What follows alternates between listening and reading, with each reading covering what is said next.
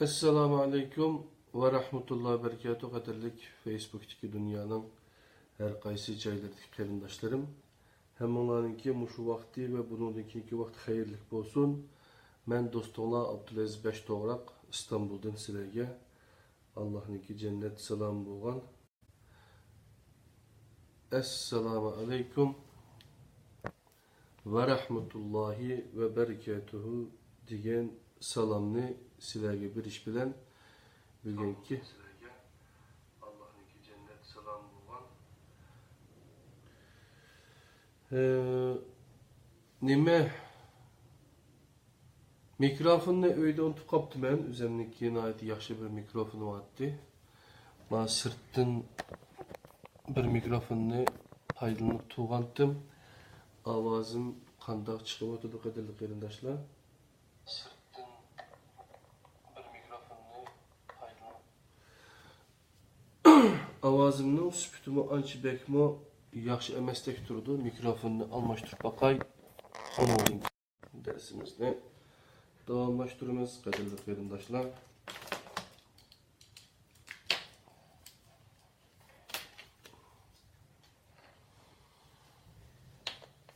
Başka bir bu bo'lmaydi ekan. Ovoz bu bo'lmaydi ekan. Şu bayatdagi mikrofondan davom qilay. Canım do'stlar.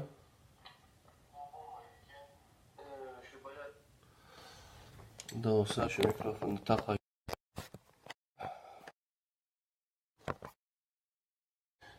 Assalamu alaikum değerli arkadaşlar. Bugün tedbir yayısın derslerinin 29'da nime yapılanınki milli ruhi doğruluk toxtulup ütümez canım dostlar. Qo'limdagi bu kitap g'oliblarning xarakteri ve savaqlari, Erkin Sadiq yazmaları 5. qismdan birlikte o'rganamiz. Oldingi soatlik darslarda yapıllıqlarningki xarakteri to'g'riliq, e'tiqodi, axloqiy ve tabiiy xarakteri to'g'riliq ikki qismliq darsni birlikte o'rganib o'tgan. Bugun yapıllarning milliy ruhi degan maqolani o'qiymiz. Bu makale 2014 yılı 2. ayının 7. günü vatanimizdeki torbetlerde ilan kılıngan. Erkin Sadiq akimizga bu yerda rahmetimizni bildirimiz. Anda olsa asasi mezmunga ötep giteyli. Nihayet rahat küz küllürünün biri de bir Yapon harbiy maharet okutkuchisi özünün bir okutkuchisi bilen billa dalada menvatqanda yeniden bir nihayet çıraylık toşkan yugurip ötüp gitipti. Uzun ötmeyle bir Türkiye toşkanının arkasını qoğlap ötüp gitipti. Bunu köygen okugucu bilen okutkucu oturusu da tüvendeki paranla boptu. Okugucu, bicara toşkanga uval bulduğun boldu da, o intayın çıraylık ikendik. Emdi o ölüdüğün boldu, depti. Okutkucu, o nimişki ölüdüken, Moşundaq intayın iniq bir işta bir o'qituvchisining aşındaq bir sualni sorğuniga o'quvchi nihoyatda hayron qoldi. O'quvchi o tulki to'shqondan jiq tez ham kuchli tursa debdi. O'qituvchi bizning qadimgi hikmatlarimizga asoslanganda o to'shqon tulkidan qutulib ketadi. O'quvchi qandaqsiga undaq bo'lsin, Tülkünün ne kadar tizligiga qarang, o çapmaqdek tez yugurayotsa. O'qituvchi, shundaqdimi to'shqon onundan qutulib ketadi deb javob berdi. To'shqonning bir o'tliqning ichiga yugurib kirib ketayotganligini, tulki bo'lsa uning orqasidan yugurib to'shqonga yetishib olay deb qolganligini ko'rgan o'quvchi, siz uni qandoq jazmlashtira olasiz debdi. Birden keyin tulki o'tliqning ichidan chiqib, yana o'tliqning ichiga kirib ketibdi. Ashunda qilib, o'tliqning ichini bir qancha qatim aylanib chiqibdi. Eng oxiri tulki o'toshqonni topolmay, yeydiganga boshqa hayvon tepish uchun ketib qoldi. Shu chog'da o'quvchi, men toshqonning qutulib ketadiganligini bilaman. Chunki tulki o'ziga kechlik tomoq tepish uchun yugurayotidi.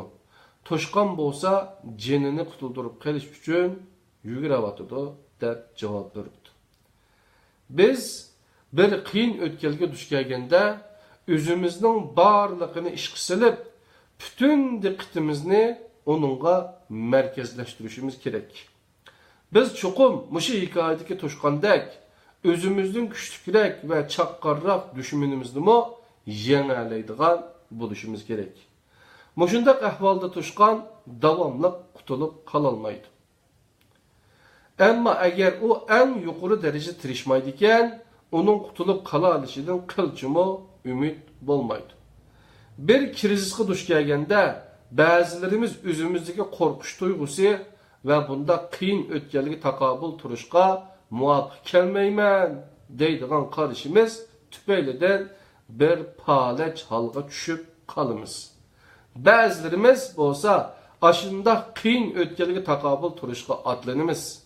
Bunda qışlağa qarıta samuraylarının qadimden tartib yeni avlatlarga qaldırıvatqan mundaq bir vesiyeti var. Her birimizden öz aldığımızga talışımız var. Biz bir şir bulandık ya ki bir koy bulandık. Bunu özümüz tallayımız degenden ibaret. Yuqurdakisi bir yapon harbiy maharet o'qituvchisining o'quvchilari qilgan bir qitimliq so'zi. Men oldingi maqolada Yaponlarning bir safalık millet bulalışıdaki muhim amillarning bir qismini qisqacha tunishtirib o'tdim. Yaponlarni to'liq tushunish uchun yana mundaq ikki narsani cho'qim bilib olishga to'g'ri keladi. Uning biri Yaponlardagi samuray ruhi, yana biri bo'lsa ulardagi o'zaro hamkorlashish ruhi. Yaponlarning samuray ruhi ularning milliy ruhi bo'lg'achqa maqolaning temasini Yaponlarning milliy ruhi deb oldi. Uyg'urlarda tarixda ve hozir bor bo'lgan bir qism ruh Yaponlarning samuray ruhiga o'xshab ketadi.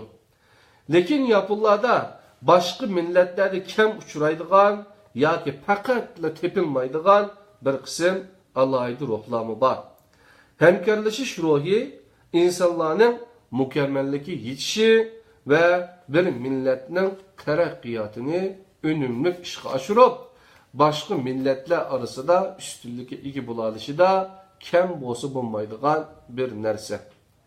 Biroq necha asrning mobaynida Uyg'urlar boshqalarga beqindi bo'lib yashab, bundaq ruhni nihoyat zo'r darajada yo'qotib qo'ydi. Hozir biz uning dardini yet kuchi tortyapmiz. Ta'limimizga yarasha bu ikki xil ruhni tarbiya orqali yetildirgili tamamen mümkün bo'ladi. Yani eğer biz tirishsak, biz burun en kudret tapkan devirlerde ega bo'lgan bir qism ruhlarni o'zimizda ve bizning buningdan keyingi avlodlarimizda yana qaytadan yetildira olamiz. Eğer biz bir yaxshiroq taqdirga erishmoqchi bo'ladi ekanmiz, yumshoq bosh emas, bili bo'sh emas, tayini yo'q emas ve puchak emas, yeni avlodlarni, yani bütün ve hakiki insanlık safhasiga ega yeni avlodlarni yetildirishni o'zimizning buningdan keyingi eng muhim vazifelarining biri qilishimiz kerak. To'rdoshlarning Yaponlar haqida texmo to'liq tushunchaga ega bo'lib olishi şu orqali bütün ve hakiki insan yoki yuqori safhalik insonlarning qandoq bo'lganligini texmo yaxshi ilgirlagan holda to'liq bilib olish uchun men bu maqolada Yaponlarning samuray ruhini qisqacha tonishtirib o'taman. Birinchi, samuray ruhining qisqacha tarixi. Samuray degan so'z Yaponlarning Hanzucha xatida shu deb yozilgan bo'lib, o Yaponchada jangchi, ya'ni bushi ve buka deb tushuntirildi.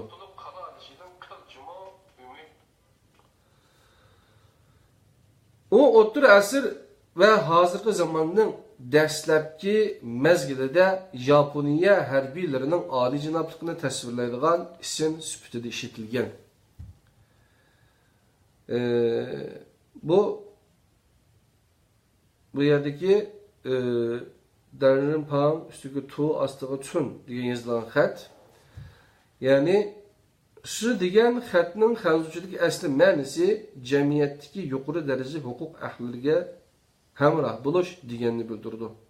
Bu so'z tunji bo'lib 10-asrning oldingi yarmi, ya'ni 905 va 914-yilda yozilgan bir parcha imperiya she'rlar to'plamida ishlatilgan. 13-asrning oxiriga kelganda bu she'r bilan bu she'r butunlay ma'nodosh bo'lib ketgan. Hamda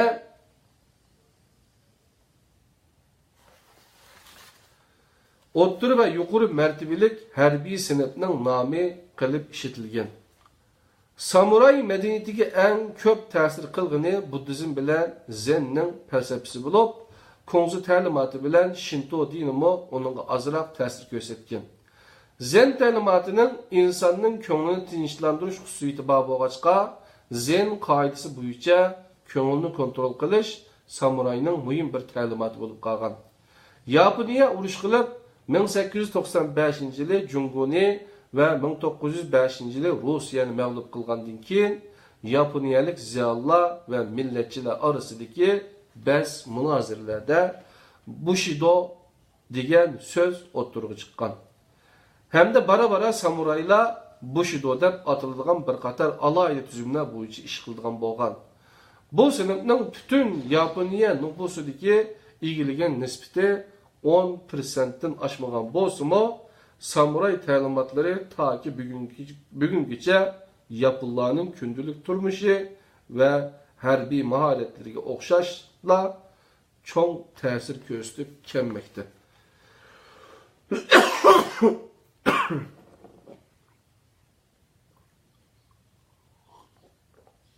İkinci, samuray ruhi haqida qisqacha tushuncha.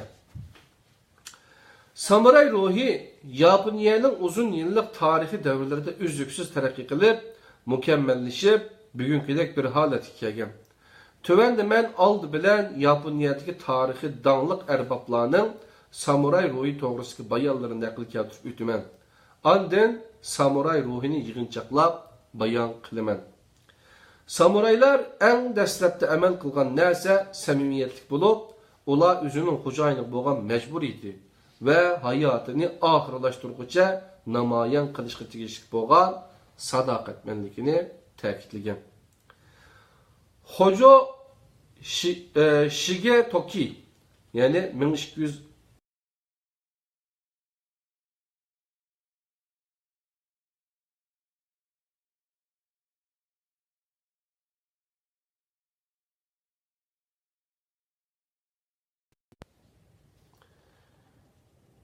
yani Hojo Shigetoki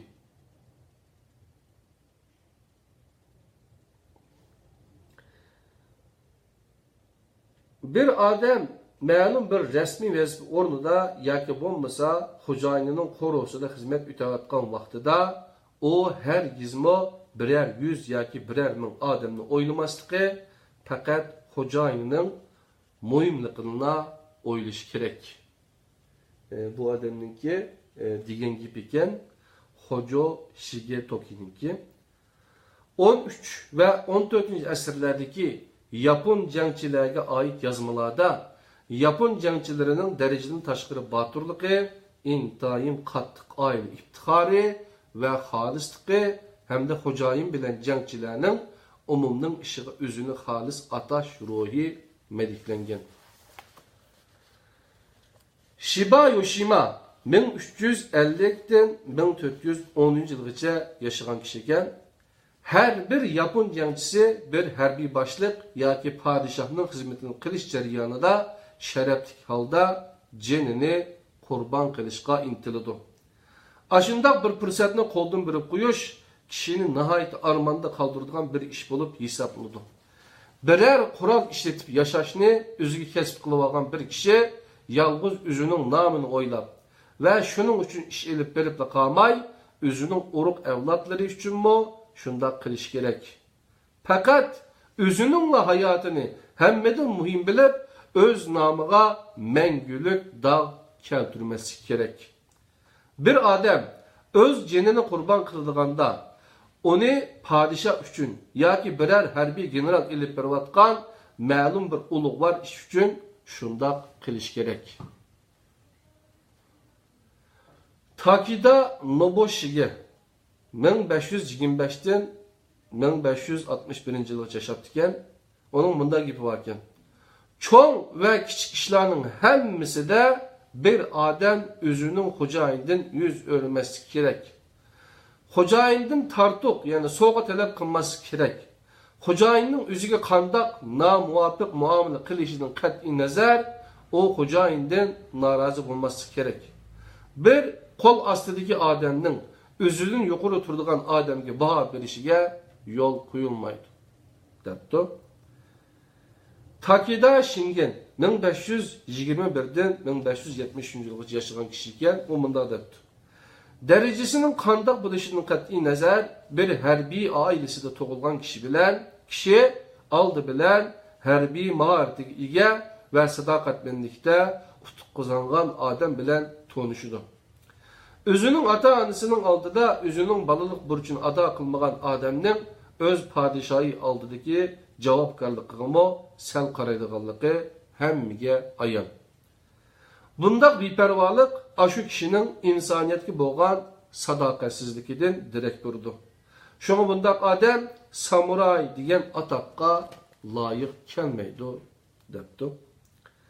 Asakura Yoshikage 1428'den 1481 yılgacha yaşaptıken, o kişinin mundaq gibi varken, bizning padişahlık ordumuzda başlıqlıq orni burunqi avloddan yeni avlodga miras qolmaydi. Her bir adamning orni aşu adamning iqtidori bilan sadoqatligiga qarab belgilanadi. Dadamning qo'l ostidagi odamlarning hammasi dadam üçün öz canlarını kurban kılışqa ve dadam bilen ittifaktaş buluşqa razı. Kato Kiyomasa 1592 yıldan 1598 yıllardaki Kore'ye tecavüz kılış uruşida asası koşunu kumandanlık kılgan en güçlük ve en danlı padişah bulup o mundaq diyen. Her bir jangchining hayotidagi birden bir burchi uzun ve qisqa qilishlarni qo'lga elib, o'zini qurban qilish. Mening qo'l ostimdagi barliq askarlar sadoqatmanlik ve mecburiyet bilan munosabatli bo'lgan klassik harbiy mahoratlarni qattiq tirishib o'rganishi lozim. Agar bir odam Bushido ta'limotlarini, ya'ni samurayninki ta'limotlarini har kun o'rganib turmaydi ekan, onun üçün o'zini bir qahramondek yoki bir erkekdek qurban qilish qiyinga to'xtaydi. Şuna her bir odam jangchiga xos sifatlarni yuragiga cho'nqur o'rnatish lozim. Nabeshima Naoshiga 1538'den 1618 yılgacha yaşagan kishi ekan, o mundaq debdi. Koreya urushi qatnashgan harbiy qo'mondonlarning biri bo'lib, o mundaq degan: harbiy derecesinin qandoq bo'lishidan qat'iy nazar, agar bir jangchi vazifa o'tash jarayonida o'zining hayotidan ayrilib qolish xavfiga biror qatim uchrab boqmagan bo'lsa, o bir nomus qiladigan ish bo'lib hisoblanadi. Samurayning yashash usuli jenini tikishdan iborat. Bundaq bir odamni boshqa 10 odam, hatto uningdan ko'p odammo o'ldirolmaydi. Torie Motodata 1539'dan 1600 yılgacha yaşaptıken, o bir feodal padişah bo'lib, o öz oğluga mundaq degan: "Numus qilish ve alayda muhim bo'lmagan ahvol ostida bo'lsa-mu, o'limdan o'zini qochirish Bushidoning qoidasiga uygun emas. Özünün hocayini üçün özünün cenini qurban qilish bir qat'iy o'zgarmaydigan prinsip bo'lib, bu prinsipni so'zlab o'tirishning hech qanday hojati yo'q. Agar men mushu davlatdagi barliq jangchilarning oldida menib, özümnің xo'jayinligi bo'lgan mehribonligimni namoyon qilish uchun o'z hayotimni qurbon qilsam, o mening oilam uchun keltirgan bir shon sharaf bo'ladi. O mening uzun yillardan buyangi eng yuksak orzuyumdur. Bu bir jangga atlanishdan burungi so'zlar bo'lib, bu so'zlardan keyin Toriye bilan uning o'g'li har ikkilisi bir-birini qayta ko'rolmaydiganligini his qilib, ko'z yoshi qilishgan. Toriyening dadisi va cho'ng dadisimi uningdan burun askar bo'lgan, hamda uning akalari urushda o'lib ketgan. Shu bir qatimlik urushda Toriye intayin zo'r qahramonlik ko'rsatib, Yaponiya tarixini bir yangi yo'nalishga burgan. Oesugi Kenshin 1530 yildan 1578 yilgacha yashab o'tibdigan qadrli qarindoshlar. Ovozim inshaalloh yaxshi chiqayotgandir deb o'ylayman.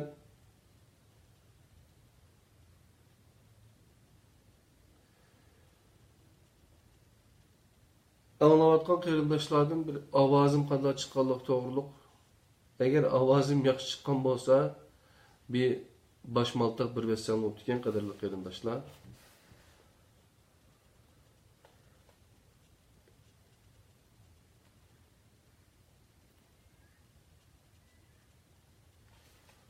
Anda olsa davamlaştırıverelim.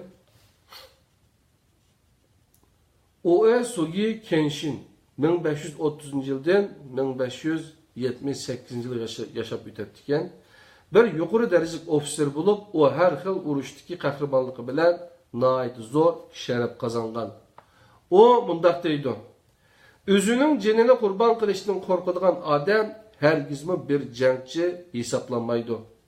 Agar sen jang maydoniga g'alaba qilishga bo'lgan to'lib toshgan ishonch bilan borsang, sen o jangdan hech qanday yaralanmay qaytib kelasan. Agar sen ölüşkü %100 razı olup urushga kirsen, sen ölmey sağ kalısın. Eğer sen urushda sağ qilishni arzulab jangga kirsen, sen çokum ölüsün. Eğer sen uyingdan onu qayt ko'rmaslikka iroda bog'lab ayrılsan, uyingga sağ salamet qaytib kelasan. Eğer sen jangga kirmay turib, uyga salamet qaytib kelishni o'ylasan, sen jangdan qaytib kelmaysan. Dünya davamlı özgürüp durdu deb o'ylasan, xatarlaşmaslık mümkün. Ama bir jangchi onda o'ylamaslik kerak. Çünkü onun takdiri her vakit bekitilib bo'lgan bo'ladi. Francis Xavier 1506 yıldan 1552 yılgacha yaşaptıken, Yaponiyada Hristiyan dinini tarqitish ishi bilan 2 yıl shug'ullangan bo'lib, o o'zining ta'sirotlarini mundaq xulosalagan. Dünyada Yaponlardek ölümden qo'rqmaydigan boshqa millat yo'q. Dünyada Yaponlardek shuhratga intayin yuqori darajada ahamiyat beradigan boshqa bir millat yo'q. Ular birer qatimliq mahorat, hatta ochiqlanib deyilgan bir og'iz so'zni e'tiborsiz o'tkazmaydi. Yaponlar Jungo, Koreya ve Filipin'nin etrafındaki başka devlet kişileri qaraganda köp batur ve urushga mahir keladi. Yig'inchaqlab aytganda, samuray degan so'z Yaponiyadagi 700 yillik tarixga ega harbiylar sinfini ko'rsatdi. Ular o'zlarining intayin ustun harbiy mahoratlari va intayin qattiq turmuş tüzümlerinden faxrlanadi. Ularning harbiy mahoratlari bütün dunyoga dank etgan bo'lib, ular hozirmi bir intayin mukammal harbiy mahorat bo'lib hisoblanadi. Uzun tarixiy davrlar jarayonida samuray sinfi Yaponiya xalqining eng esil xarakteri bilan eng go'zal axloqiy fazilatlarini namoyon qildi. Siyosiy huquqlarni yurgizgan harbiy oilalar aşındak ruhunun cevherlerini köp əsrlərdən bu yan saklap geldi. Zen, Budda dini Yaponiya askerlerinin karakterini mükemmelleştirdi ve texmi yaxşıladı. Bu karakterler bir xil pərzga oxşaş Yaponiya askerleri de ta ki bugünküce saklanıp kelmekte. Samuraylar yalğız uruş qılıpla qalmay, yana nurgun Yaponiya sənətlərini vücudga keltirdi. Bu sənətlər çay murasimi, gül tüziş və şe'riyat qatarlıqlarını öz içiga aladigan bo'lib, bundaq sənətlər hozirgacha davomlashib kelyapti. An'anaviy samuray tərbiyəsi əxlaqi və aqli tərbiyəni hamda kishilik taraqqiyot və tabiatdagi go'zallikka minnatdorlik bildirish qatorliqlarni eng muhim o'ringa qo'ydi. Samuray ruhining ashundaq taraflarining hammasi qo'shilib, jangchilarning yashash usuli bo'lgan bushidoni shakllantirdi. Samurayning ma'nosi xizmatchi bo'lib, har bir samuray jangchisi o'zini o'z jamoati, o'z jamoati va o'z vatanini qo'g'dashga o'zini atib etgan, hamda zarur tepilganda o'z jinini qurbon qilishga har vaqt tayyor turadigan bir odam deb hisoblaydi. Yaponiyada samuraylar bugungi kunga qadar mavjud. Bugungi samuraylar an'anaviy hikmatlar va qadimgi tadbirlardan aql va kuch topadigan kishilar. Hayotning go'zalligi va har kuni tabiatda ko'rilayotgan kichik mo'jizalardan huzurlangan kishilar. Barliq tirishchiliklarni ko'rsatib, o'z hayotidagi har bir paytni ma'nilik o'tkazishni kerakligini biladigan kishilar. Ular hozir qilich yoki boshqa biror harbiy qurollarni yanada saqlab yurmaydi. Ko'pincha vaqtlarda biror haqiqiy urushga kirmaydi. Ular o'zlarining ichki dunyosida jang qilib, o'zidagi hurulliq, o'z-o'zini tuzum bilan boshqarishga yetarsizlik va o'ziga biror yomon ishning yuz berib qilishini ansiraydigan vahimalikka o'xshash o'z hayotini ahamiyatli o'tkazishga to'sqinlik qiladigan dushmanlar ustidan g'olib kelish uchun kurash qiladi. Agar yordamga chaqirildigan, ular boshqalar va vatan uchun ko'krak kirib maydonga chiqadi. Ilova. Men 1988-yilda Yaponiya Osaka rayoniga joylashgan Matsushita shirkatida oqshimi va dam olish kunlari qo'shimcha ishlayotgan vaqtimda mundaq bir ahvolni ko'rgan. İşçilerin hemmesi kostyum boruluk kiyip, işe 15 minutdek baldır keladi. Zavod işçilerinin hemmesi erlerden teşkil tapkan. Her bir adamның birden kiyim qo'yadigan kichik ishkabi bor bo'lib, ular shirkatga kelibla uydan kiyib kelgan kiyimini selib etib, shirkat kiyimini kiydi. Hamda har bir binadagilar shu binoning ichidagi bir kichik zalga yig'ildi. Oldi bilan hammaylar o'pcha ullik ovozda shirkat naqshisini aytdi. Ondan sex boshlig'i ishchilarning oldiga chiqib, tunugungi bir kunlik ahvoldan xulosa chiqardi. Bugungi vazifani bayon qildi. Hamda diqqat qiladigan ishlar to'g'risida ogohlantirish berdi. Buningdan keyin hammaylar ullik ovozda bir shuar to'laydi. Shuardan keyin sex boshlig'i yugurib berib, sex binosining ichidagi hamma mashinalarni harakatga keltiradigan kontrol qo'shni to'qqa ulab, butun mashinalarni mangdirib o'tdi. Ertagan soat 8'de ishga tushadigan navbatchilar uchun bu ish soat 8'ga bir qancha sekund qolganda yuz berdi. Shuning bilan hamma ishchilar o'zlari mas'ul mashinalarning qishig'iga yuguraydi. Agar mashinaning qishig'i o'z vaqtida bormasa, ba'zi mashinalar to'silib qolib, chatoq chiqadi. Shuning bilan butun ishchilar ertagan soat 8'da normal ishlashni ciddi halda başlap ketidi. Bu xuddi bir harbiy tuzumga o'xshash bo'lib, o samuray ruhining hozirgi namoyandasidir. Yaponiyaning qanday qilib bir kuchli davlat bo'lib turayotganligini mushu bir misoldanmi ko'rib olishga bo'ladi. 3. Samuray qilichi. Qadrli Facebook'taki qarindoshlar, hazır biz Erkin Sıdık akimizdeki tedbir neşriyat tarafından neşr kılıngan 5. kitabı olan Galiplarının Karakteri ve Savakları diyen kitaptan bu Yapıllarınki ruhi, milli ruhi doğruluk, yani samuraylar doğruluk toxtulup öttük. Hem de 3. tema samuray kılıcı.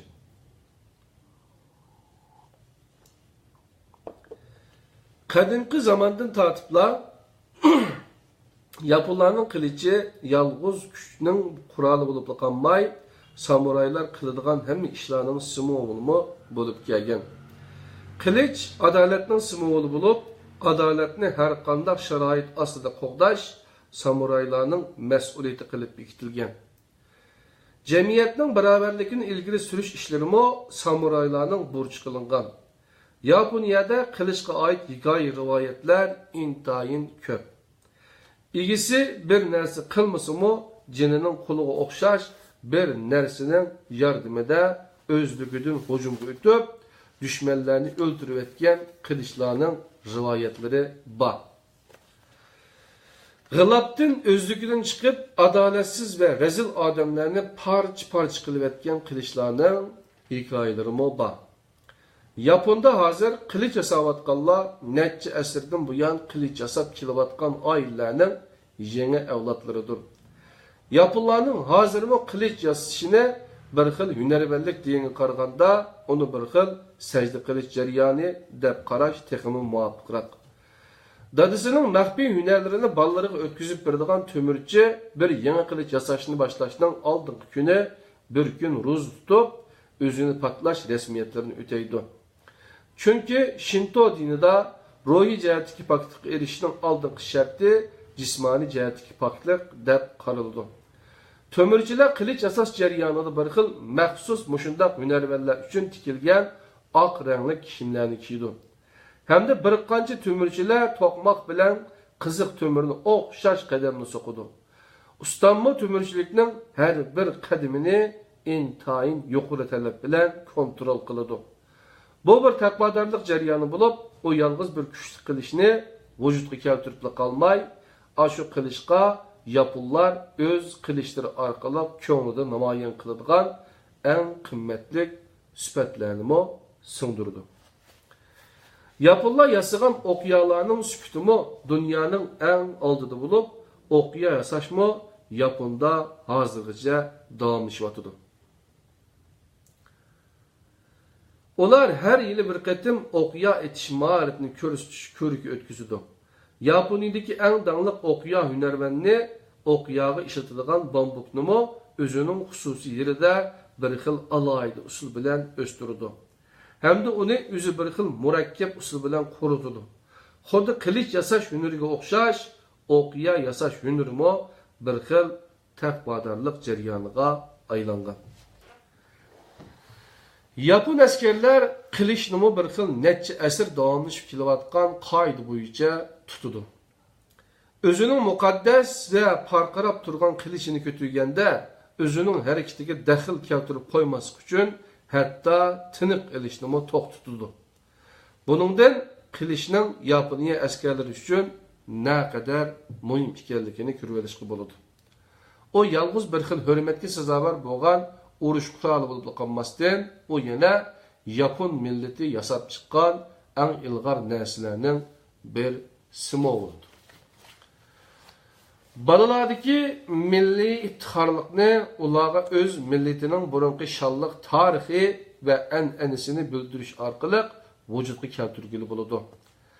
Yaponiyadagi kichik bolalarning rasmli kitoblari va boshlang'ich maktablarning har bir dars kitoblarining hammasida samuraylarning rasmlari va ular to'g'risidagi tushuntirishlar bor.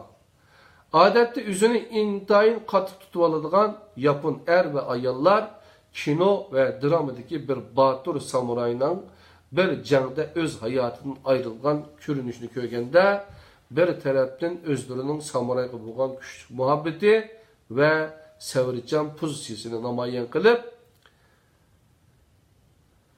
yana bir tarafdan ko'z yosh qiladi. Yaponiya hozir bir zamonlashgan va sanoatlashgan davlatga aylanib bo'lgan bo'lsa-mu, botur samuraylar hozirmi necha asrdan burungi o'xshashlar nihoyatda kuchli hurmatlanadi. Ko'p sonli Yaponlarning uyida hozirmi bir qilich uyning eng qadrlanadigan temiga eshiqliq turadi. Samuray ruhining eng saf shakli Yaponiya askarlarida hozirgi saqlanib kelayotgan bo'lib, ular bu ruhni Yaponiyaning hamma joylarida namoyon qilib turdi.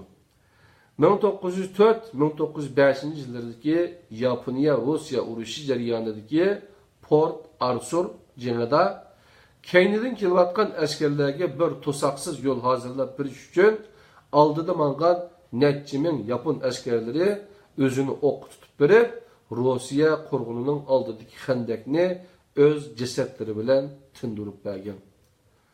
1981-yili Shanxayda elib berilgan urushda 3 yapon askari beliga bomba tengib, düşman arasına maxfiy kirib olib, o'zini parıltış orqali qolgan yapon askarlarining büsüp girişiga yo'l ochgan.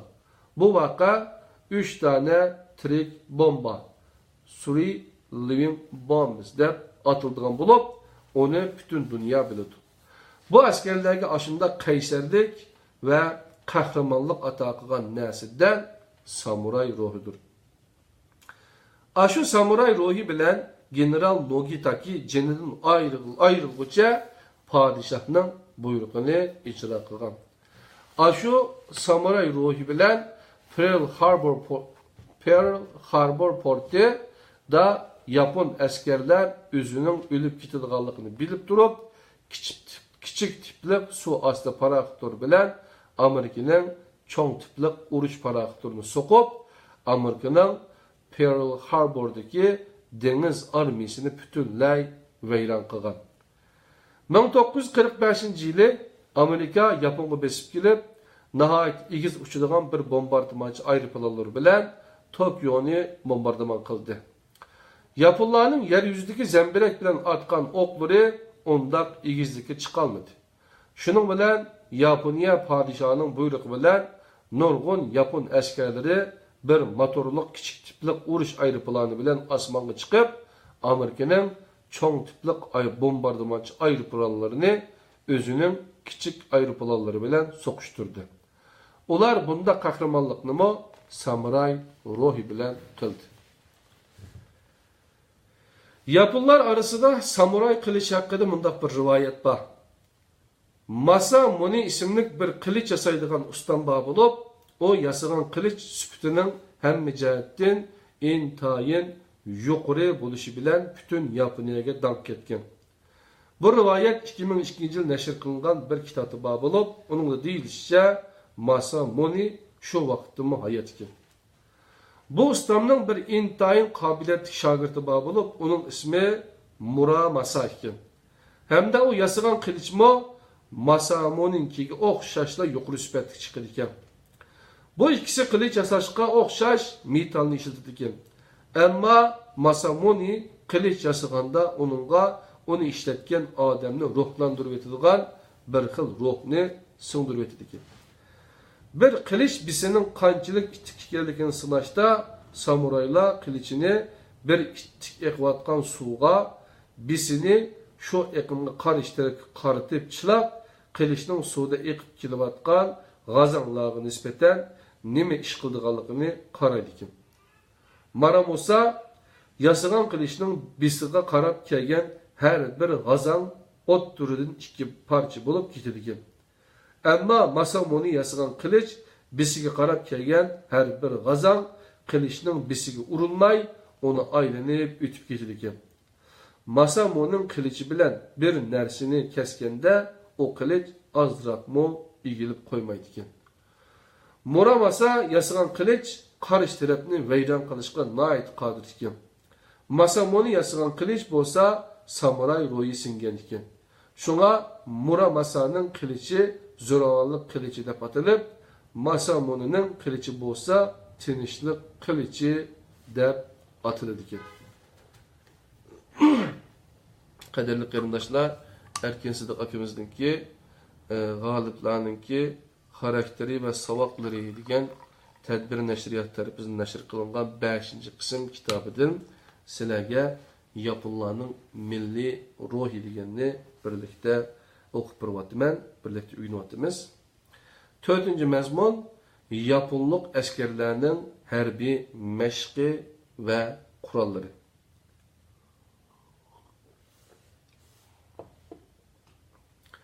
Yaponiya o'zining armiyasiga intayin qattiq talab qo'ydi.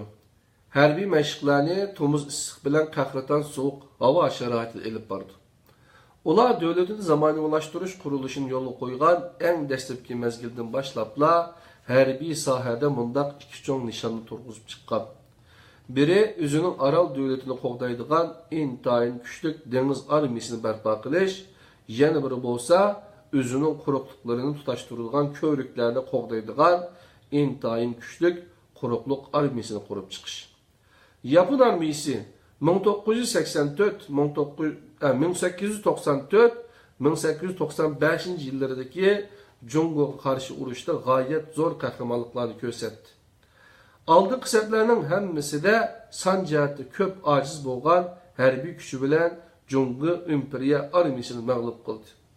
Bu urushda Germaniya və Fransiyada oqub gələn Yapon hərbi ofisirlərinin töhfəsi nəhayət zor boldu.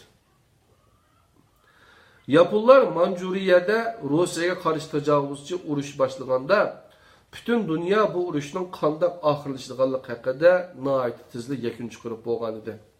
Ular bu Yapon pakalarının qılıvatqını faqat özlərini urushda yem qilib berishdan boshqa narsa emas deb o'ylagan edi. Ammo Yaponlar özlərinin nima ish qilayotganligini bilardi. Yaponlar qilayotgani Rossiyaning tahdidini butunlay yo'q qilib, shu orqali o'zining territoriyasini qo'g'dash edi. Bu urushqa Angliyaga berib, uzun muddat Angliyaning dengiz armiya texnikasini o'rganib, 1875 yili qaytib kelgan dengiz armiya generali Togo qo'mondonlik qildi. Rossiyaga qarata hujum boshlash bilan tang o Mikasa nomli yo'lboshchi paraxutni o'zining butun dengiz armiyasiga Yaponiyaning kelgusi sizlarning bugungi jangovarliklaringizga bog'liq degan so'zni o'limlik ovoz bilan tarqitib turdi. Shuning bilan urush qatnashgan barliq Yapon askarlarida faqat ma'lum bir dinning taqvodorlarida vujudga keladigan bir xil muqaddas qizg'inlik paydo bo'ldi. Umumyuzlik jon tikib jangga atlandi. Yaponiyaning uzun yillik mashqlari bu urushda o'z qimmatini namoyon qildi. Ruslarning paraxotlari Yaponlarning qo'lida dengiz ostiga g'arq bo'lib, Yaponiya taltuks g'alaba qildi. Yaponiyaning kelgusi sizlarning bugungi jangovarliklaringizga bog'liq degan so'z Yaponiya tarixidagi bir dangliq so'z bo'lib, hozirgacha xotirlanib kelmoqda. Yaponiyaning Itajimadagi Dengiz Armiya Akademiyasi yangi askarlarga zamonaviy dengiz armiya urush texnikasini o'rgatadigan o'rin. Ammo u yer dengiz armiya ofitserlarini tarbiyalash o'rni emas, bir parhez tutilgan liderlarni yetishtirish o'rniga o'xshaydi. Bu maktabdagi mashqlar intayin qattiq va atrofli elib berildi. Bu maktabga har yili o'z ixtiyorligi bilan iltimos qilganlar 8000 atrofida bo'lib, tanlashda yalğız iltimos qiluvchilarning texnikalik va jismoniy qobiliyatlari emas, uningdan muhimi ularning axloqiy xarakteri qaraladi. Hamda bu maktabga har yili ashu 8000 odamning ishidan aran 200 nafari kiralaydi. Maktabga kirgandan keyin 44 oy qattiq harbiy mashqni o'z beshidan kechirdi. Andin harbiy chiniqishning oxirgi bir bosqich sifatida yana 9 oy dunyoning har xil joylarini vazifa bilan aylanib keladi. Dengiz armiya ofitserlarining paraxot ustidagi turadigan uylari intayin kichik va oddiy bo'lib, Angliya va Amerikaliklar bunday ahvolni ko'rganda beshini chayqab, kulimsirab turib, Yaponlarni masxara qilishgan. Ammo Yaponlar uchun bu bir normal ish bo'lib, ular uchun mushundaq intayin oddiy va tar uyda turish, harbiy mudofaani kuchaytirish va paraxotning menishsizligini o'stirishning bir amali bo'lib hisoblangan. Yapon Rossiya urushidagi zo'r g'alabasidan keyin Yaponlarning milliy ittihori texmo kuchaydi. Askarlikka odamlarning eng yaxshisini tanlab oldi. Dengiz armiya urushining eng zamonaviy texnologiyasini ishlatdi. Yaponiya bir Aral davlati bo'lg'achqa, ularning dengiz armiyasi intayin yüksek derecede küçük dairege toplangan. Harborlarmı intayin kolaylık joylarga tarqalgan bo'lib, asosiy oraldagi sanoat kuchi eng markazlashgan rayonlar bilan bo'lgan oraliqlarimi nihoyat yaqin. Şoňlaşqa ular deniz urushi elib berishda Angliyaga o'xshash deniz armiya bazasi dunyoning ham yerlariga tarqalib ketgan davlatlar bilan selishtirganda nihoyat zo'r afzallikka ega. Yaponiya eng dastlabdan tartibla deniz armiyasini o'zining mushundaq afzalligini ko'z tutib turib qurib chiqdi. Ammo 1922-yili Amerikaning majburlashi bilan Yaponiya o'zining deniz armiya kulimini zo'r darajada kichikitish kelishimiga imzo qo'ydi.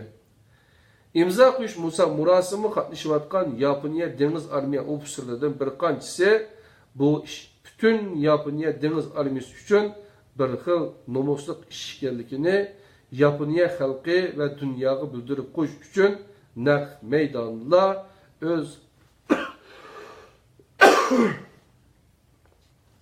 naq maydonda o'z qornlarini pichoq bilan yerib yulib oldi. Angliya va Amerikaliklar buningga teatr xonida o'ynalgan telbilik deb qarab kulimsirdi. Ular xushallanib, o'zlarining urush paraxotlarining soni ko'proq ekanligini, deniz armiya ofitserlarining sifatining yaxshiroq ekanligini, hamda ularning yuqori tabiqalar ichida eng yuqori o'rinda turadigan oilalarning kelib chiqqan kishilar ekanligi bilan bir xil xotirjamlik his qildi. Haqiqatan bu Angliya bilan Amerikaning deniz armiya ofitserlari urush paraxotlari ustidimi o'zlari ko'nib qolgan hashamatli turmushdan hargiz voz kecholmaydi. Lekin ular Yapon qahramonlarining o'z-o'zini qurbon qilish ro'yidan Yapon askarlarining osmondan aeroplanlarini haydab tushib, Amerika va Angliyaning Pearl Harbor yoki Malakkadagi deniz armiya paraxotlarini aeroplan bilan so'qishtirganligini, o'zining jini bilan qilchi hisoblashmay, o'zining barligini ana vatani bilan podshohga atib etgan Yapon qahramonlar ko'rsatgan shiddatli hujumga qarshi hech ish qilolmaydiganligini zodila o'ylab boqmagan edi. Hamma urushlarda Yaponiya askarlari samuraylarning qahramonlik ro'yini izchil turda davomlashtirib keldi. Shunda qilib Yaponlar 1945-yildan burunqi hamma urushlarda g'alaba qildi. Biroq qatim harbiy jihatda yengilmayla qolmay, hatto biroq qatim o'ngsizlikka uchrab boqmadi. 1945-yilmi agar Amerika Yaponiyaga 2 atom bombasi tashlamagan bo'lsa, Yaponlarning taslim bo'lish ehtimolligi asosan mavjud emas edi. Ya'ni 1945-yili Yaponlar taslim qildirgan narsa Amerikaning 2 atom bombasi, boshqa narsa emas. O chaqda Yaponlar Amerikaning atom bombasidan faqat 2sini borligini bilmay qolgan. Ondaq bo'lmagan bo'lsa, ishlar yana boshqacharoq bo'lar edi. Yaponiya quruqliq armiyasi boshdan kechiradigan harbiy chiniqishmo xuddi dengiz armiyasiga o'xshashla qattiq. Her kuni atigini kun chiqishdan burun ular sirtdagi belgilangan o'ringa yig'ilib, Yaponiya podshohining ordusi tarafga qarab hurmat bilan ta'zim qiladi. Uningdan keyin har bir jangchi podshoh Meiji quruqliq va dengiz armiyasi qilgan xitobnomasini ichida o'qiydi. Bu xuddi bir diniy xurofotlik rasmiyatiga o'xshaydigan bo'lib, bu xil rasmiyat Yapon jungu urushidagi urush maydonlarida o'xshashla davom qilgan. O vaqtda Yaponlar kun chiqishining oldi bilan mush rasmiyatni o'tab, andin yaralangan va o'lganlardan xabar olishni boshlagan. Hamda ashu rasmiyatdan keyin andin o'lganlarning kulini bir yog'och qutiga qochilab, yiroqda qolgan davlatiga mangdo'gan. Ikkinchi dunyo urushidan keyin Yaponiya harbiy ishlarda bir xil jimjitlikni saqlab keldi. Lekin Yaponiya harbiylarining ruhiy, jismoniy va urush texnikasi jihatdagi tarbiyalanishi burunqi o'xshashla davom qilib kelyapti. Ularning hech nimaga bosh egmas ruhini yaqindan buyon yuz berayotgan bir qator hodisalardan to'liq ko'rib olish mumkin.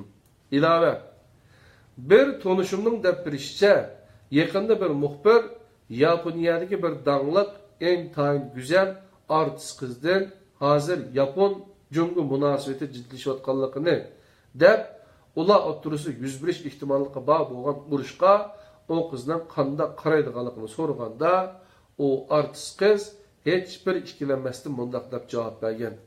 Agar davlatimiz urushib qolsa, men bizning askarlarimiz nega borsa shu yerga berib, bizning askarlarga ommaviy xotun bo'lib beraman. Demek, qadrli qarindoshlar, Yaponlarninki ruhini, Yaponlarninki milliy ruhini bir qator tushunib o'tgan bo'ldik. Endi 5-tema o'lganlarni qadrlash va hurmatlash. 6-si podshohga bo'lgan cho'qinish degan mazmunlarni bir qator o'rganib o'tishni planlayapmiz.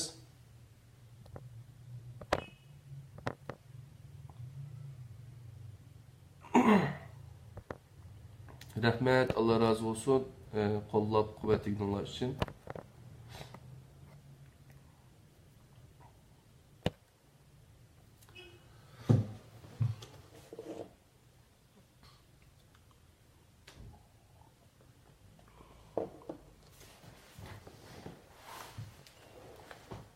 Endi 5-ci mazmun o'lganlarni qadrlash va hurmatlash degan mazmun o'timiz.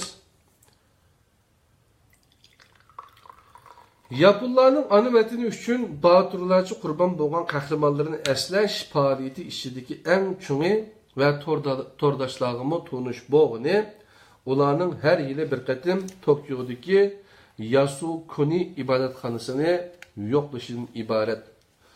O bir kech vaqti chiroq yoqmay ilib boradigan murosim bo'lib, uningda Yapon qahramonlarining ilohlariga qo'shilish uchun Shinto dini poplari o'lib ketgan qahramonlarning ismini bir-birlab chaqirdi. Her yili atiyozib o'tkazilgan bu murosimga dengiz armiya va quruqlik armiya generallari kelib qatnashib, milliy din poplarining so'zlarini anglab, o'nlik ovozda qasam berdi. Bu çağdaki ko'rinish kishilarga Mongoliya yayloqlarida, Amur jangallarida, Jungo tuzdanliklarida va Janubiy dengizning kichik orollarida o'lgan kishilar harbiy daraja jihatdan mazkur murosimga kelgan harbiy generallardan ustun turgandek ta'sir berdi.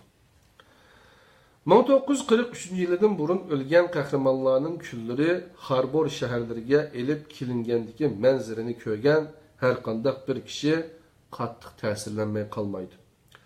Davlatning hukumat amaldorlari, sobiq jangchilar, mamlakatlik ayollar birlashmasi va maktab o'quvchilarining vakillaridan tarkib topgan 100 degan kishilar qator tizilib, bir xil jiddiy tus ichida jimjit turdi. Qurbon bo'lgan askarlarning sabdoshlari xuddi bir muqaddas narsani ko'targandek o'lganlarning kuli qochilarning qutilarini ko'tarib, paraxtdan tushganda tizilib turgan necha 100 odam tang ularga nihoyatda jiddiy holatda ta'zim qildi. Bu kul qutilari dengiz qirg'oqida saqlab turgan qurbonlarning oila tavobatlariga berildi. Andın ular qo'lidagi kul qutisini ko'tarib, yiroqlardagi kentiga elib ketdi. Ular qutini tutib, poyezdda jimjit o'ltirganda, poyezdga chiqqan har bir odam beshidagi qalpiqini elib etib, o'lgan qahramonlarning ro'yiga qattiq egilib turib ta'zim qildi. Hamda ularning hurmati uchun bir kichik shamni yondirdi. Ana yurtdagilar yiroqdagi urushlarda o'lib ketgan askarlarini mana shunda qadrlaydi va hurmatlaydi. Yaponiya askarlarining axloqiy tuzumi podshoh Meijining buyruq asosida qurilgan. Bu tuzum barliq askarlarning ona vataniga bo'lgan majburiyatlarini aniq ko'rsatib berib qolmay, askarlar bilan ofitserlar hamda dushmanlar bilan bo'lgan munosabatlarni aniq belgilab bergan. O buyruq Yaponiya armiyasiga intayin og'ir mas'uliyatlarni yuklagan. Shuningdek, Yaponiya armiyasi o'zini qurbon qilish ro'yi bilan to'liq qurollangan. Shuning bilan birga ular xalqning ruhiy dohilari bo'lish sifati bilan Yaponiyadagi barliq xalqdan o'xshash darajadagi o'zini qurbon qilish ruhini talab qilgan, ya'ni ana vatani uchun özünü qurban qilishga tayyor turish ruhi yalg'iz Yaponiya armiyasining ishi bo'lib qolmasdan, u butun Yaponiya xalqining o'rtaq ruhidir. Bu ruh Yaponiyada hozirmi o'xshash darajada mavjud bo'lib turibdi. Ilova Yaponlarning insoniyat ustidan o'tkazgan jinoyat ishlari bor. Mazkur maqola Yaponlarning amaliy ahvolini tunishtirishni asosiy maqsad qilgan bo'lib, ular qilgan ishlarning to'g'ri xatoligiga baho berish ustida bo'lmag'achqa, men ular qilgan ishlarga baho yozmadim. O'qirmanlarning bu nuqtani qilchimo astin chiqarib qo'ymasligini umid qilaman. Yuqoridagi sabablar tufaylidan o'lim Yaponiya jangchilarini qo'rqitolmaydi. Yaponlar uchun o'lim safarning oxirgi manzili emas, balki ularning o'z ajdodlaridan boshlangan gullanish yo'lida mangu to'xtamay ilgirlash safaridagi bir kichik bosqichdan iborat. O bir ish bo'lib, safarning oxirgi nuqtasi emas, balki boshlanishi. Yaponlarning qarashicha, urush maydonida o'lgan odam bir xil arvohga aylanadi. Ular tirik yashayotgan Yapon xalqiga yaqin bir joyga urilishib, boshqa millionlagan o'ziga o'xshash arvohlar bilan davomli va mangu qo'l tutishib, o'z vatani bilan o'z xalqini qo'g'daydi. Ular o'z xalqining baxti bilan taraqqiyotini qo'g'daydi. Hamda butun xalqning barliq muqaddas ishlarida xuddi hayot kishilardeklar har xil muhim rollarni ado qiladi. O'lib ketganlar muqaddas arvohlarga aylanib, yangi avlodlarga yaqin turdi. Ular yangi avlodlar tarafidan har kunidagidek ehtirom bildirildi. Hamda yangi avlodlarning o'g'ilish ulgusi va qo'g'dug'uchlar bo'lib, Yapon tuproqlarida mangu yashaydi. Yuqori tilga olganimdek, samuray bo'lishning birinchi sharti o'z jinini qurbon qilishga tayyor bo'lishdan iborat. Agar bunday rozilik bo'lmaydi ekan, eng isil qurollarmi qarg'a kelmaydi. Urushda g'alaba qozondiradigan narsadan ikkisi bor. Biri ruh yoki iroda, yana biri mashq. Yaponlar uchun bu ruh eng dasbidan tartibda o'lishga rozi bo'lish ruhini o'z ichiga olgan. Bu hargizmo Yaponiya askarlari o'lishni istaydi deganlik emas. Uning aksicha, jangda zarur bo'lganda o'z jinini qurbon qilish orqali Yapon askarlar o'z umridagi eng mukammal rozilikqa ega bo'ladi. Ular o'z jini bilan adolatlikni ishga oshirishdan iborat bir nishonni amalga oshirishni istaydi. Ashunda qilish ular uchun Yaponiya podshohining eng muqaddas umidini yerda qo'ymaganlik bo'ldi. Yaponiya askarlarining birinchi harbiy nishoni hargizmo o'zini qurbon qilish emas, balki o'zlari qilayotgan jang orqali erishmoqchi bo'lgan nishondir. Qadrli qarindoshlar, bugungi darsimiz 1 soat bo'lay debdi. Shunga podshohga bo'lgan cho'qinish deganni buni biz kelarki soatga ep qo'yaylik. Ondan keyin Yaponiyaning Sharqiy Osiyoda kengayishlikni qanday tushunish kerak degan savolga bir javob. Ondan keyin Yaponlarning o'zaro yaqindan hamkorlashish ruhi, ondan keyin dini e'tiqodi haqida degan mazmunlar ekan, qadrli qarindoshlar. Eng oxirida Erkinkam o'zininki xulosasini chiqarib bu maqolani oyoqlashtirdi ekan oxirgi so'z bilan. 143. betga keldik. İnşallah kelar soat 167. betga kelishga tirishimiz. Yani 2 soatlik 2 ders bilan tugatishni o'ylagan. Podshohga bo'lgan cho'qinish, buni o'qib o'tay. Kelar soatlik darsi biroz mazmun ko'p ekan. Podshohga bo'lgan cho'qinish. Mening tuvanda bayon qildiganim Yaponiyaning 1945-yilda burungi ishlari. Yaponiya armiyasi bevosita podshohning qo'mondonlik ostida bo'lib, o'zlarini podshohning muqaddas orzusi uchun xizmat qildiganlar deb hisoblaydi. Chet el hükümetleri bilen kilişim tüzgende kilişimlerini harbiy kumandanlar öz gözünü keçirip tasdiqlaydı. Ular Manjuriya urushini hech qanday murakkab kengashlarni o'tkazmayla o'z oldiga qo'zg'agan. Butun xalqda milliy ruhni tarbiyalab yetildirish vazifasini armiya o'z ustiga olgan. Ya'ni armiya davlatning ma'rifchilik vazifasini o'tagan. Siyosatchilar va sudchilar bo'lgan sudgarlar qilgan ba'zi ishlar yapıllar uchun nomus qildigan ish deb qaralganda armiya ularni hech bir ikkilanmasdan to'sqan yoki vazifasidan elib tashlagan. Ular padişahning buyrug'iga yapıllarning qadimgi kuchliligini aks ettirdigan, xuddi Allohdan tushgan buyruqdek muomala qilib, o'zlarining bo'lsa, ashu buyruqning muqaddas ijrochilari hisoblaydi. Har qatim yapıllarning milliy iftixori birer tahdidga uchraganda, Yaponiyaning harbiy ofitserlari ko'krak kirib chiqqan mahsulotlar intayin ko'p. Masalan, 1936-yili Yaponiya askarining yosh ofitseri milliy iftixorga dab keltirdi. Deb qaragan bir qism davlat amaldorlarini o'ltirib, Yaponiya poytaxtining bir qismini necha kungacha egallab turgan. Bundaq ishlar chet elliklarga xuddi bir isyonkorlikda ko'rilgan bo'lib, uni faqat yaponlarning ruhiy holati bo'yicha tushuntirgili bo'ladi.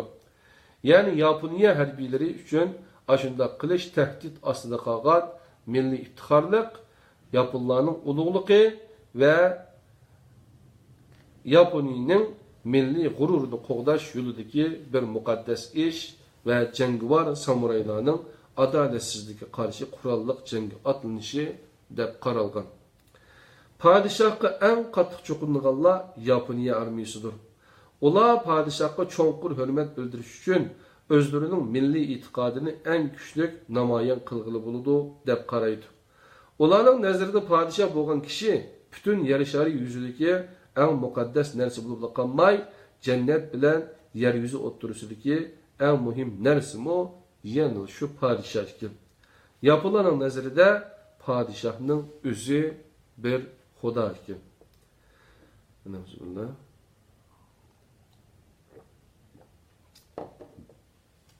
Yuqoridagi ideyalarni g'aribliklarning maydonida turib tushunish va g'aribliklarning tili bilan ifodalash intayin tas.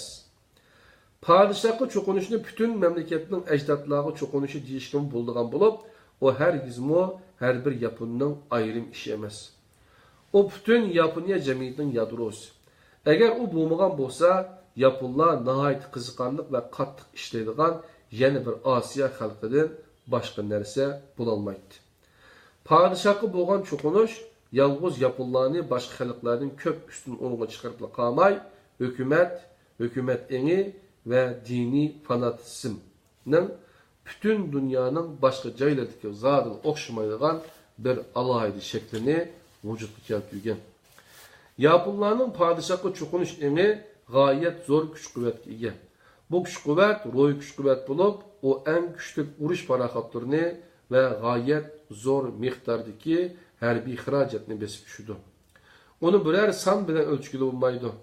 Ammo u yaponlarda intayin esil va intayin yaxshi o'ynab turadigan bir xil narsa sifatida mavjud. Yapon xalqining padişahı bilan bo'lgan munosabati bola bilan dadining munosabatiga o'xshash bo'lib, bu qadimdan tartib davomlashib kelayotgan majburiyat bilan bo'ysunishdan iborat oila munosabat bilan o'xshash. Padişah o'z huquqini amaliyotda ancha ishlab ketmaydi. Yaponlar ota-onasiga bo'ysunadi hamda ota-onalar bolalaridan xabar oladi. Bunda oila munosabati bir avlod bilan tugamaydi. Balki xuddi rivoyatda deyilgandek, padişahning oilasi Yapon orollarining boshlanishi bilan boshlanib, toki hozirgacha davom qilib kelganiga o'xshash yaponlarning yuqoridagi oila munosabati mangu mavjud bo'lib turdi. Qadrli qarindoshlar, Istanbulda asrga namoz o'qishga azon to'landi. Qadrli qarindoshlar, soat 4 bo'ldi qachon.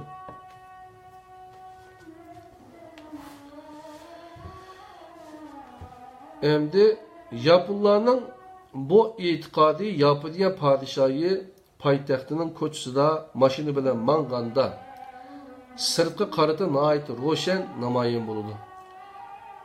Bundaq vaqtda bütün shahar ko'chalari pak-pokiz tozalangan bo'ladi. Bütün poytaxt jimjitliqqa cho'kib, kishilar ko'chalarning ikki tarafida ehtirom bildirib, jimjit turdi. Padişah o'tirgan mashina ularning oldidan o'tganda, yo'lning ikki chetida turgan kishilarning hammasi cho'nqur ta'zim qilib, padişahni ko'rolmaydigan tariqada yerga qarab turdi. Yaponiyaning o'rib odati bo'yicha yo'lning ikki tarafidagi kishilarning padişahga ko'z tikib qarashi cheklangan.